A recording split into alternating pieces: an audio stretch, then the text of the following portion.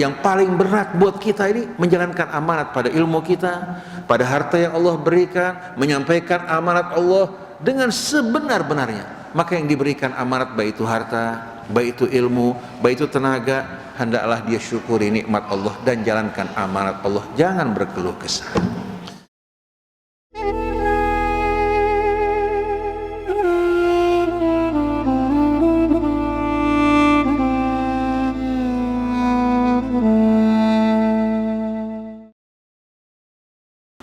Bismillahirrahmanirrahim. Alhamdulillahi rabbil alamin.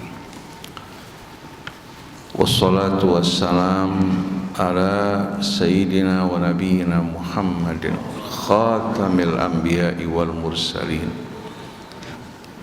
al-mab'uthi rahmatan lil alamin wa ala alihi wa sahbihi wa man sara wahtada bihadihi ila yaumiddin. Rabbana atina min ladunka rahmatan wa hayyi' lana min amrina rasyada. Rabbana zidna ilman wa alhiqna bis salihin. Amma ba'du, para jamaah hadirin hadirat kaum muslimin dan muslimat yang dirahmati dan dicintai Allah. Assalamullahi alaikum warahmatullahi wabarakatuh. Tidak terasa Ramadan berlalu begitu cepat. Kita merasakan begitu berlalu, baru kita merasakan kehilangan. Kita mengatakan, ya laita, coba seandainya saya bisa bekerja lebih baik. Semoga Allah Subhanahu wa ta'ala mengampuni kelalaian, kekurangan, dan kebodohan kita semua. Lalu sisa-sisa hari yang berharga ini Allah persiapkan kita semua untuk dapat beramal lebih baik. Beriktikaf di malam harinya, mengerjakan amalan-amalan soleh, terutama sekali yang kembali manfaatnya untuk orang-orang di sekeliling kita. Kalau kita tidak bisa menginfakkan materi, paling tidak kata-kata yang baik, beramar ma'ruf, bernahi mungkar merupakan kewajiban yang wajib dilaksanakan oleh setiap orang yang beriman. Pada tema kali ini saya akan melanjutkan dan menyimpulkan apa yang disampaikan Ustadz Hamzah bin Attas Al-Attas berkaitan dengan infak yang merupakan kewajiban yang Allah wajibkan pada amanat yang Allah amanatkan pada kita semua dalam bentuk harta. Mengingat masalah amanat ini penting, saya sering menyampaikan ini berulang kali, bahwa status hidup kita sebagaimana yang ditegaskan Allah dalam Al-Quran, sebagaimana status makhluk yang merupakan saudara kita dari bangsa jin, merupakan khalifah-khalifah yang mengemban amanat Allah Subhanahu wa ta'ala. Allah berfirman dalam suratul Ahzab pada ayat yang sering kita bacakan bersama-sama, inna aradna al-amanata 'alas samawati wal ardi wal jibal fa abaina an yahmilnaha wa ashfaqna minha wa hamalaha al-insan innahu kana zaluman jahula. Sesungguhnya kami pernah menawarkan status kehidupan yang bersifat amanat. Berarti amanat kelak akan kita pertanggungjawabkan kepada langit. Bayangkan langit dengan galaksi dan bintang-bintangnya, begitu pula matahari kita dengan planet-planet yang melingkarinya, yang merupakan bahagian dari tata suryanya. Wal ard, termasuk bumi. Wal jibal, gunung-gunung yang begitu kokoh kuat, ditawarkan Allah untuk menjalani kehidupan seperti kita manusia, bersifat amanat. Kalau seandainya matahari menerima status ini, bisa-bisa terkadang matahari muncul, terkadang tidak muncul. Seperti kita manusia kan, terkadang taat, terkadang tidak taat. Bisa juga bumi kalau menerima status ini, terkadang dia melakukan rotasi, terkadang apa? Dia tidak menjalankan tugasnya. Bisa aja bumi keluar dari orbitnya. Bisa dibayangkan apa yang akan terjadi hari ini sekalian, seperti yang kita jumpai dalam kehidupan manusia. Wal jibal, dan gunung yang begitu kokoh kuat ditawarkan untuk hidup menerima amanat. Ternyata mereka semua menolak. Wa ashfaqna minha, bahkan penuh rasa khawatir dan takut. Tapi sewaktu ditawarkan pada manusia, wa hamalahal insan, manusia tanpa beban menerima amanat tersebut. Bahkan untuk jadi RT saja sama RW ambisinya luar biasa. Sampai-sampai ketua musola. Begitu jadi ketua musola, mulai dia bilang orang di luar kita nggak boleh jadi imam. Mulai menyebarkan fitnah, hati-hati. Kalau orang lain datang bawa ajaran baru bisa merusak kehidupan kita semua. Jadi kita lihat bagaimana karakter manusia, walaupun diberikan akal, walaupun menerima kedatangan Rasul dan Al-Quran, tapi mereka memiliki hawa nafsu yang mendorong mereka untuk bersaing satu sama lain. Bahkan mereka saling membunuh satu dengan lainnya hanya disebabkan karena urusan dunia yang tidak berarti. Bahkan dicontohkan oleh apa? Oleh anak keturunan Adam langsung. Bagaimana saudara membunuh saudaranya hanya disebabkan hal sepele. Jadi kalau kita saksikan pertumpahan darah yang berlangsung di tengah-tengah kehidupan manusia, begitu pula peperangan yang berkecamuk di Ukraina, kita lihat tangan-tangan Zionis bermain di belakangnya. Dulu Yahudi Ukraina dianjurkan untuk berhijrah menuju Israel, mereka menolak karena mereka menganggap Israel negara yang tidak aman. Tapi begitu peperangan berkecamuk di Ukraina, Yahudi Ukraina berbondong-bondong memilih untuk hijrah ke Israel. Dua kepentingan Amerika di belakangnya Zionis, ya, bermain di Ukraina untuk menciptakan berbagai macam kesempatan bagi mereka. Termasuk kita saksikan bagaimana ekonomi dunia juga yang terpukul akibat Ukraina. Karena apa? Karena alam ini berkaitan satu dengan lainnya. Kalau dulu mungkin pada era-era sebelum kita memasuki era globalisasi, apa yang berlangsung di belahan dunia tidak berpengaruh pada kita. Kalau sekarang tidak. Apa yang terjadi di belahan dunia bisa diakses oleh kita dari kamar kita. Bahkan ketika World Trade Center mengalami serangan bom dan pesawat yang menghancurkannya, kita saksikan bagaimana kejadian tersebut dapat disaksikan langsung melalui televisi. Begitu juga berbagai macam perbuatan amoral, kerusakan yang berlangsung di belahan dunia bisa juga menular ke wilayah kita. Zionis benar-benar memahami hal ini. Oleh karena itu mereka bukan hanya menguasai perekonomian dunia, termasuk juga produk senjata, kemudian pemasarannya untuk menciptakan peperangan di dunia ini. Mereka yang bermain, tapi yang menjadi pelaku kita semua. Oleh karena itu kita kenal yang namanya proxy war.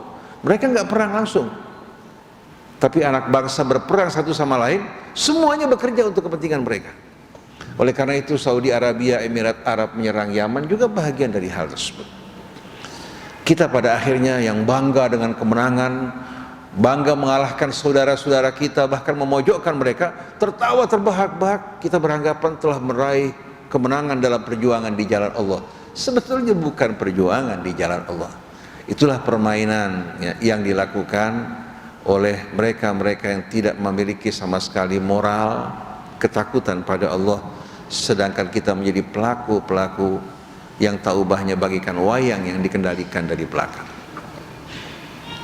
Nah, para jamaah yang dimuliakan Allah Subhanahu wa ta'ala,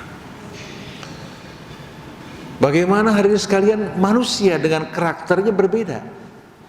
Begitu juga jin sama dengan manusia, berbeda dengan makhluk yang lain. Mereka diciptakan oleh Allah, dikendalikan oleh Allah, tapi tidak akan ditanya di hari kemudian nanti. Tapi kita dengan apa yang kita miliki, termasuk harta yang Allah berikan pada kita, Allah akan bertanya, dari mana kamu dapatkan? Di mana kamu keluarkan? Kira-kira siapa yang akan berbahagia? Orang yang berusaha dari yang halal lalu ditempatkan di tempat-tempat yang diridhai Allah, apakah mereka yang berusaha dari usaha yang haram, hartanya pergi ke tempat-tempat yang akan menjadi beban yang merugikan dirinya di hari kemudian nanti. Nah, orang kalau melihat, memahami bahwa harta merupakan amanat di tangannya, niscaya tidak akan sayang dan tidak akan berhitung di saat dia menginfakkan hartanya untuk jalan-jalan kebajikan, termasuk untuk keluarganya, untuk saudara-saudaranya, untuk tetangganya, masyarakatnya. Karena yang diuntungkan, orang lain hanya bersifat materi, tapi dirinya, materinya akan digantikan 700 kali lipat bahkan lebih. Sedangkan ampunan dari Allah, surganya, ditambah lagi Allah bebaskan dari ketakutan, kegelisahan dalam hidup ini. Siapa yang diuntungkan? Tapi yang kikir untuk dirinya, tidak mendapatkan janji Allah. Dia lebih percaya deposito 10-12%, dia lupa pada janji Allah yang akan melipat gandakannya 700 kali lipat. Orang yang mendepositkan uang mereka hatinya ketar-ketir, apalagi yang punya dolar. Dolar naik, jual jangan. Dolar turun, bingung lagi hadirin sekalian. Akhirnya mengalami gangguan sakit jiwa. Sindrom ini hadirin sekalian muncul bagi mereka kolektor-kolektor yang mengumpulkan dolar. Sampai terkadang napasnya sesak hadirin sekalian. Terkadang gembiranya pun berlebih-lebihan, membuat sebahagian mereka mengalami serangan jantung karena berlebihan akibat kenaikan dolar. Tapi orang yang beriman, mereka tambatkan hidup mereka pada Allah, bukan pada materi yang mereka miliki, bukan pada kedudukan, karena mereka tahu semua ini amanat. Jadi langit, bumi, gunung, semua takut. Dalam ayat yang lain, ya, pada suratul Hasyr, Allah gambarkan bagaimana ketakutan dari gunung sebagai perumpamaan yang Allah berikan buat kita. Lau anzalna hadzal Qur'an ala jabalin la ra'aitahu khashi'an mutasaddian min khasyatillah wa tilkal amthalu nadribuha lin-nasi la'allahum yatafakkarun. Allah berikan perumpamaan, seandainya Quran ini kami turunkan bukan untuk manusia, tapi kami turunkan untuk gunung. Berarti status gunung sebagai makhluk yang menerima amanat. Kalau kami turunkan Quran ini di atas gunung, dari takutnya kepada Allah tidak mampu menjalankan amanat, kamu akan menjumpai gunung tersungkur lalu hancur berkeping-keping karena takut pada Allah tidak mampu menjalankan amanat. Itulah perumpamaan yang kami berikan bagi manusia agar menjadi bahan renungan buat mereka. Tapi herannya, yang menerima amanat bahkan menawarkan dirinya dan mengklaim jujur, amanat, bersih, cakap, kita lihat hadis sekalian, tidak merasa khawatir. Betul tidak? Wa hamalahal insan innahu kana zaluman jahula. Sesungguhnya manusia ini, kebanyakan dari mereka zalum. Sudah tahu dirinya nggak mampu menerima amanat, tidak layak dan cakap, tidak memiliki kriteria yang cukup untuk membuat dirinya menerima amanat, diterima. Akhirnya apa? Disalahgunakan hingga melahirkan berbagai macam kezaliman. Jahul, kalau jahil orang bodoh tahu saya minta maaf, saya nggak mampu dalam hal ini. Tapi kalau jahul sudah bodoh, merasa diri mereka paling pandai dan paling cakap. Bahaya nggak ibu? Banyak ke orang semacam ini? Luar biasa banyaknya. Innahu kana zaluman jahula. Begitu dia tidak mampu menjalankan tugasnya, yang disalahkan siapa? Rakyat. Rakyat. Disalahkan juga oposisi. Kerusakan ekonomi pada saat ini karena oposisi bukan? Bukan. Nah, orang yang pandai-pandai mencari kambing hitam, maka hari ini sekali orang yang tidak mampu untuk menjalankan amanat dan tanggung jawab dengan sebaik-baiknya. Oleh karena itu, Rasulullah menerangkan bahwa keamanan, stabilitas, kedamaian baru akan terjadi kalau amanat dilaksanakan. Oleh karena itu, la aman ma ghiyabil amanah. Tidak mungkin ada keamanan pada saat amanat hilang.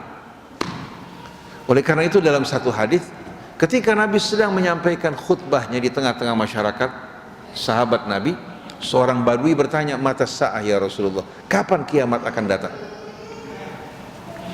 Rasulullah tidak menjawab, menyampaikan khutbahnya terus, sahabat beranggapan jangan-jangan beliau tidak dengar. Sebagian lagi mengatakan jangan-jangan beliau mengabaikan pertanyaan itu. Selesai Rasulullah berceramah, lalu beliau bertanya, siapa di antara kalian yang tadi mengajukan pertanyaan? Badui tersebut mengatakan, ana ya Rasulullah. Rasulullah menjawab, idza buyi'atil amanah fantadhiris sa'ah. Apabila amanat disia-siakan dan dikhianati, tunggu saat kehancurannya. Sa'ah sudah menjadi bahasa Indonesia, tunggu saatnya. Baik itu saat kehancuran masyarakat bangsa yang mengabaikan amanat, atau saat datangnya kiamat di hari kemudian nanti. Jadi tanda-tanda kiamat pada saat amanat disia-siakan, bahkan apa? Kelicikan dianggap kejeniusan. Kelicikan dianggap apa? Kejujuran dianggap apa? Kebodohan dan kepicikan. Idza buyi'atil amanah fantadhiris sa'ah. Apabila amanat disia-siakan, tunggu saat kehancurannya. Para sahabat bertanya, wa ma idha'atuha ya Rasulullah? Apa maksud dari menyia-nyiakan amanat? Dijawab oleh Rasul, idza ussidal amru ila ghairi ahlihi fantadhiris sa'ah. Apabila satu urusan diserahkan bukan pada ahlinya, tunggu saat kiamatnya, tunggu saat kehancurannya. Ini hadis diriwayatkan secara sahih hadis dan masyhur. Nah, kita jumpai pada saat ini hadirin sekalian, bukti-bukti dari ucapan Rasul telah kita saksikan. Orang bukan ahlinya memegang sesuatu. Contohnya, kalau pelawak jadi mufti, bagaimana jadinya? Pelawak, artis, jadi mufti ikut bicara masalah agama. Repot enggak? Luar biasa hadirin sekalian. Itu di negeri kita. Di negeri kita paling tidak jelas siapa yang dimaksudkan dengan ulama dan bukan ulama. Begitu juga hadirin sekalian, kita jumpai dalam berbagai macam peran dan jabatan banyak orang yang tidak layak ditempatkan apa? Pada tempat yang bukan tempatnya. Kalau pertanian, departemen pertanian dipegang bukan oleh ahlinya, bagaimana? Umpamanya seorang katakan dari latar belakang pertanian atau teknik duduk di Menteri Kesehatan, cocok enggak? Begitu juga dari anggota kepolisian TNI duduk sebagai apa? Sebagai katakan tokoh agama, menteri agama, pantas enggak? Di Indonesia kita jumpai sampai orang bilang itulah Indonesia.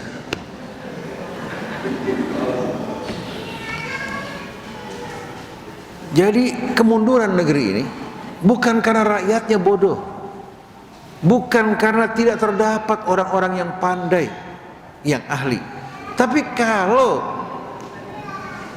orang yang ditempatkan pada satu tempat bukan ahlinya, ini yang terjadi. Dan saya jumpai di Indonesia ini hampir setiap orang bicara dalam urusan agama, bahkan ayat-ayat Allah dikomentari, bukan begitu maksudnya.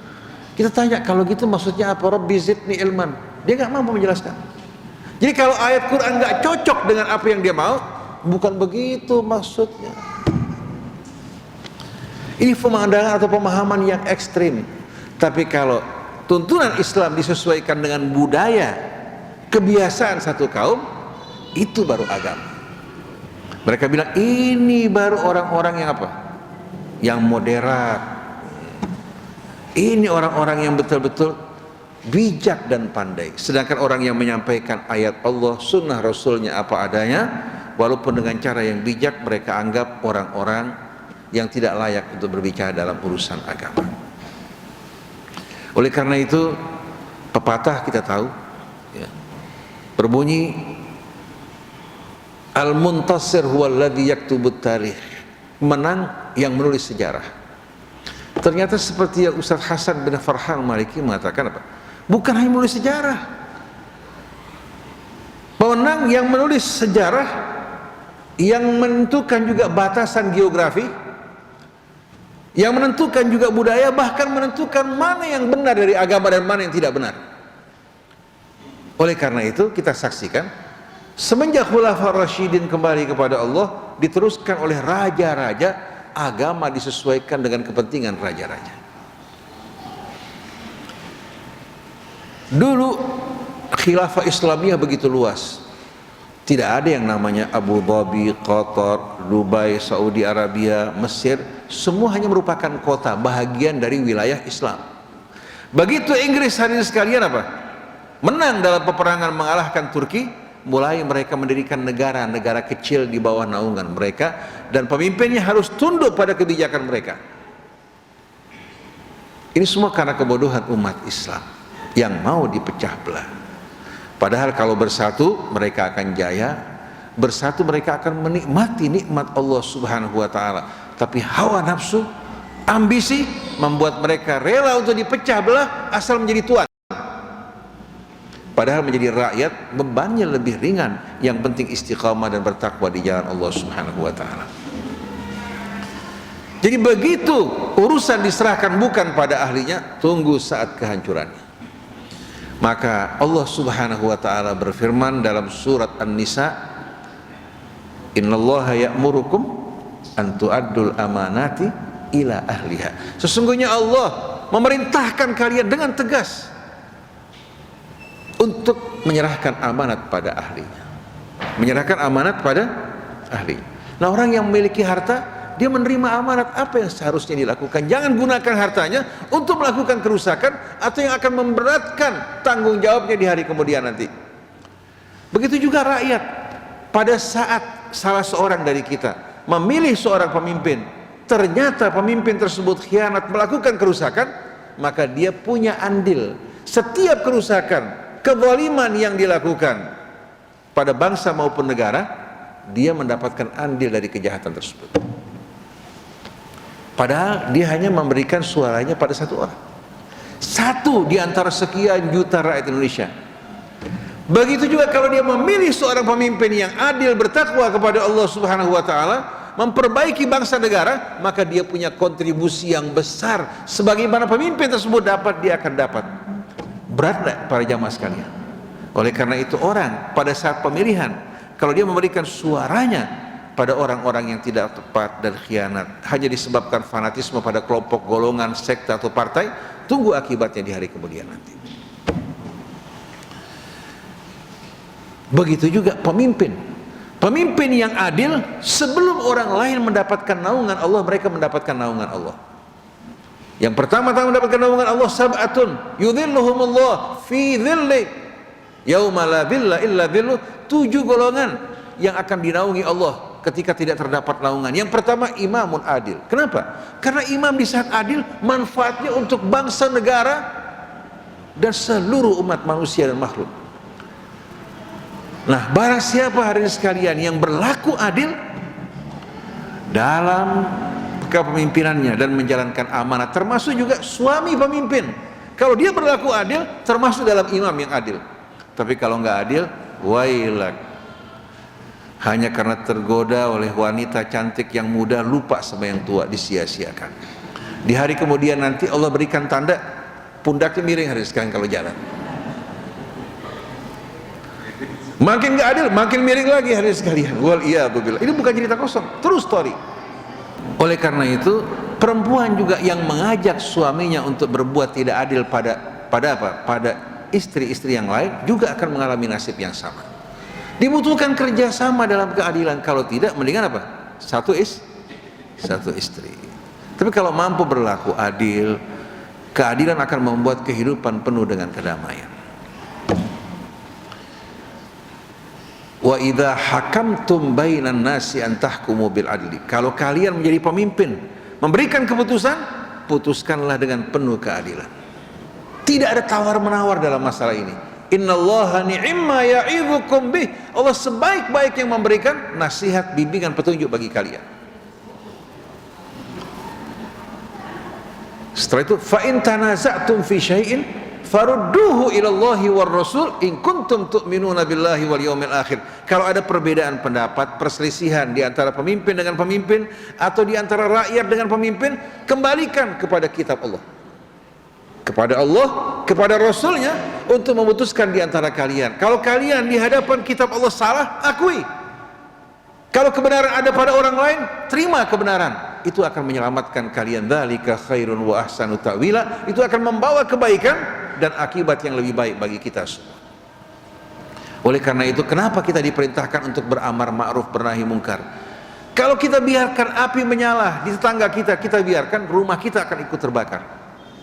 Oleh karena itu, mari bersama-sama kita berjuang untuk menegakkan kalimat Allah dan menjalankan amanat. Tahu nggak para jamaah sekalian, saya merasakan yang paling berat, apalagi buat seorang ustadz, yang paling berat setelah keimanan adalah menjalankan amanat. Menjalankan amanat. Sebelum Allah bertanya kepada para penyembah berhala, kepada orang awam, ulamanya akan dipanggil oleh Allah. Innallaha yas'al al-ulama qabla an yas'ala ubad al-wathan. Sebelum para penyembah berhala ditanya, Allah akan bertanya kepada para ulama. Kalau dia tidak menyampaikan amanat Allah, hanya berpikir soal materi, keuntungan, pengaruh, nama, maka yang pertama masuk ke dasar api neraka ulamanya. Jadi apa yang mau dibanggain dari ulama? Sorban, jubah, jenggot yang putih, nggak ada apa-apanya. Ilmu Allah yang mengajarkan. Tapi kalau dia menjalankan amanat Allah, maka dia yang paling beruntung hadirin sekalian. Oleh karena itu, yang paling berat buat kita ini menjalankan amanat pada ilmu kita, pada harta yang Allah berikan, menyampaikan amanat Allah dengan sebenar-benarnya. Maka yang diberikan amanat, baik itu harta, baik itu ilmu, baik itu tenaga, hendaklah dia syukuri nikmat Allah dan jalankan amanat Allah. Jangan berkeluh kesah. Subhanakallahumma wa bihamdik, asyhadu an la ilaha illa anta, astaghfiruka wa atubu ilaik, wal afu minkum, wassalamualaikum warahmatullahi wabarakatuh. Jadi besok yang mau sholat asar di sini boleh, ya, mau datang jam 4 boleh. Insyaallah Allah Subhanahu wa taala berkahi pertemuan kita. Wassalamualaikum warahmatullahi wabarakatuh.